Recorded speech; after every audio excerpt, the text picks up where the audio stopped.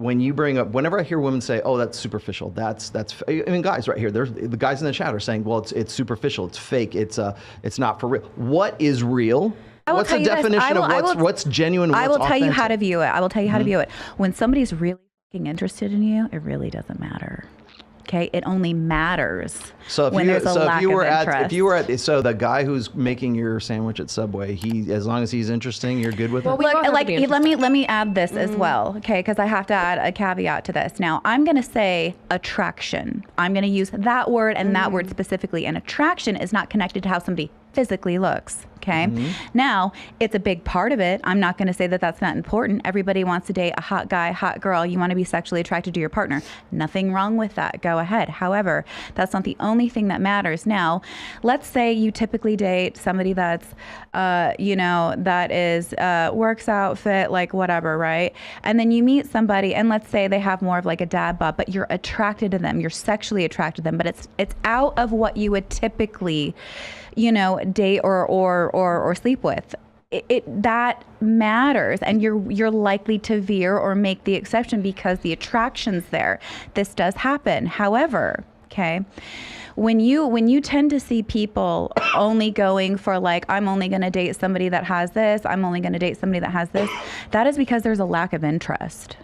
That's because you're not really that into that person. When you're really into somebody, it's not that all those things go out the window and that you want somebody to be careless or you want somebody that doesn't manage their money well, but you're more likely to make those exceptions for somebody that you really, really like. You're more likely to work with them.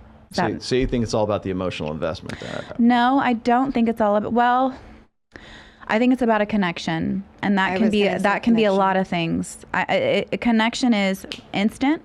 It is something otherworldly. I think it's something that's spiritual, and I think that we're going there already. Here we go. Well, look, this is. Are we doing that now? We don't have to. My question to women as well as men is like, when we talk about like superficiality, what is superficial? What is authentic and what is superficial? And really, it's sort of like on a question. But I think it's personal. Yeah. What makes you authentic? Go ahead. No, you go ahead. Okay, so I think it's completely different for each gender. Yeah. I am the same.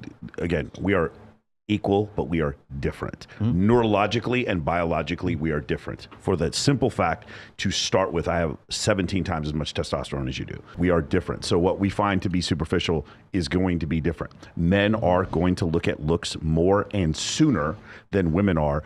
Some women, you've met women before that are just into looks. I know some girls that basically 6'5", tattoos, tattoo sleeve and six-pack abs, they'll go home with any dude I've seen. And I know some girls that are not like that at all. They actually are interested in a connection. One thing that really does bother me, though, is the dad bod myth.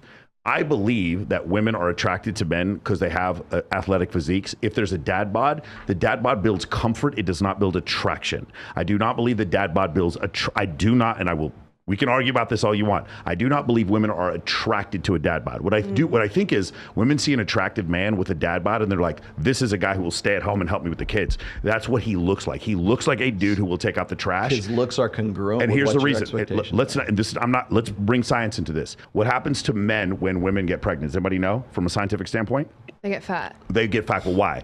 Their body starts. Well, doesn't their estrogen increase? Correct. Right? Their estrogen levels go up and their prolactin levels go up. Men start putting on more body fat because the evolutionary explanations of theory is that there's going to be a lot of sleepless nights with the new baby, right? And so they have to put on more body fat. Men need attraction to have sex. Women need attraction and comfort to have sex. Men do not need comfort. When a woman sees a man who has a dad bod, she is recognizing, especially when it's like a movie star, because he already has the attraction. He's famous. Can I clarify something just briefly here? There's a difference between arousal and attraction. Okay. So the first question on Fresh and Fit is always, what do you look for in a guy? Women will always say what they're attracted to in the long term for that guy. They don't go, yeah, he's got to have 26-inch guns. He's got to have a nice ass. He's got to have a V-taper. He's got to have a six-pack abs. He's got to look like a Chippendales mom. They're not going to say that. It's always, well, he's got to be nice. He's got to like puppy dogs. He's got to love his mom. He's got to want kids. He's got to like Disneyland. He's got all that other crap. Anything that sort of that promotes the idea of long-term security is usually what I have defined as attraction, whereas then there's arousal. So what about a guy gets your blood flowing? That's a question than what is attractive in a guy. We love a confidence. Good big dick. confidence. There it is. there's- Whoa, there's- Miss Nevada, what? Whoa, Hold on, Miss wait a Nevada. minute, Mom. Wait a minute. Hold on, Miss Nevada. Wait, what? Mark that. What? Mom, if you're watching, please, I mean, just I turn it still off right think, now. Like confidence and romance. I mean, like still like to go Arousal- on dates and feel special. I mean, for me, and- it starts with conversation. I think there's more than just the physical sure. for So- arousal, but I think it starts at I think It it starts. does, it does, it It does. starts at the physical look like that, but it's the same with guys as well. Like you don't know if a person's going to create security or, have good conversation or give Have you a that. big- Right, you don't know. you're not going to know right away. don't But the first thing that you are going to see is, hey, I'm attracted to this person. I would possibly sleep with them. You're going to see that. I think there's a stat that says, women know if they're going to sleep with somebody within the first 3 seconds of meeting them. So, and I have an addendum I to think that. it's 2 minutes. you? I don't Okay. think it's. I think if she knows that she's not, what he's Look, going to say. look Yeah. again. She's not going to sleep with him. Yeah, I'm not- I I'm think not that the- women know that within the first 5 minutes that Okay. they're not going to sleep with the Okay, guy. fair enough. Yeah. I'm not gonna. That Yeah. sounds pretty accurate to me. So physical attraction it does play a big role, but that's just the leg in the door. That's just it. Like that doesn't sustain any kind of relationship or any kind of permanency. It's But you just don't it's get some. to that. You don't get to that relationship without having the attraction or the Yeah, arousal the prior first to. Well, I hold on. I think you ladies can get by the fact that you may not find a girl. Not all women. Some women can get by the fact you don't find him perfectly physically attractive. I don't think men can. I think men have to be physically, I don't sexually think aroused. women can either. Now, I think, look, I don't. I do not think that they can. What I see women do all the time is they make an exception for security. The guy's got money, okay? They make an exception for this, but they're not So, but satisfied. she's not attractive. But she's not attractive. They're not Right. satisfied She's with she's it. I see tolerating it. She's tolerating it. Men Yes, too. I feel like I yeah. see that all the time, actually. Yes. I grew up around a huge Mormon community, and I feel like I've seen it. You can just sense it that we're marrying just to get married because that's the religion, that's That's the what we're culture. supposed to do. But I know for a fact he doesn't. That's not who he would choose if he could have his own Okay, individual but choice. so That's a really here's good okay, point. ready. Yeah. I'm just sorry to be a little visceral here. This is the point of physical attraction to where your penis gets hard. At least she's above that. It's a boner test. That's the boner test. Yeah, that's what I'm the saying. boner test. I feel Yes. like it doesn't take much for guys, though. I was gonna right? say, all I you feel have to like do it is could think just about be But someone like, again, else. I'm not disagreeing. All you have to do is think of the next door neighbor. That I'm not I think is disagreeing. hot. By the way, we didn't Hold on. come up with that term. That's an old Hold school on, term. can we also say, like, for the three of you, you guys are outside of 2 standard deviations of like physical attractiveness for the average American woman.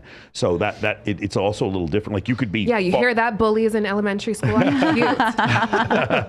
You guys. Tiana, you could be significantly less attractive and still pass the boner test. Is what I'm saying. Oh, Right. that's so kind. So I mean, it's Thank you so obvious. much. I mean, like, yes. Just gonna put that in her bio now.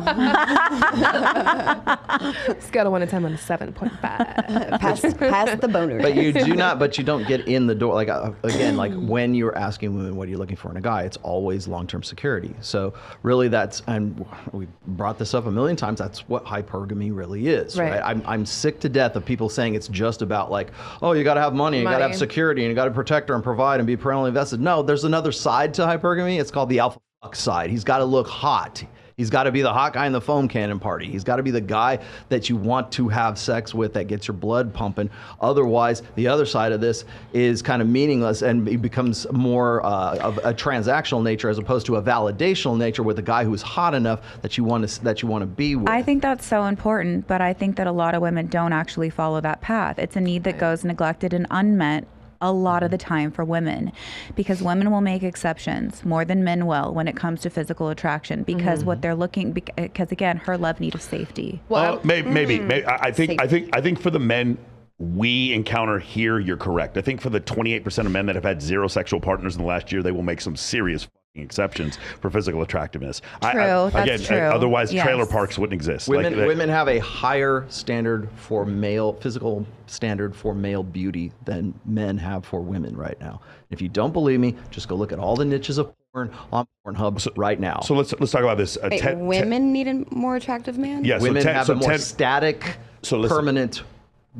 standard for male. Yeah. The idea is this: is that 80% of guys on online platforms are classified as unattractive. Yeah, These are the guys that are never going to, they're the invisibles. I call them the 80 percenters, right? When people give me this bullshit about like, oh, here's the 80-20 rule in the manosphere in Ripple, it's not about 80% of guys or 20% of guys banging 80% of the women. Like, get this straight, please. It's 100% of women want the top 20% of guys. And so what happens is those 80% of guys are sort of the undesirables. They're the invisibles. That 20% of guys are not necessarily attractive. They're just not unattractive. So they might do. Of that 20%, only 4.5% of them are hot enough, interesting enough, good looking enough for them to initiate some sort of contact with that guy. 4.5%. So when we talk about the 80-20 rule, I'm really trying to stress for accuracy on these days.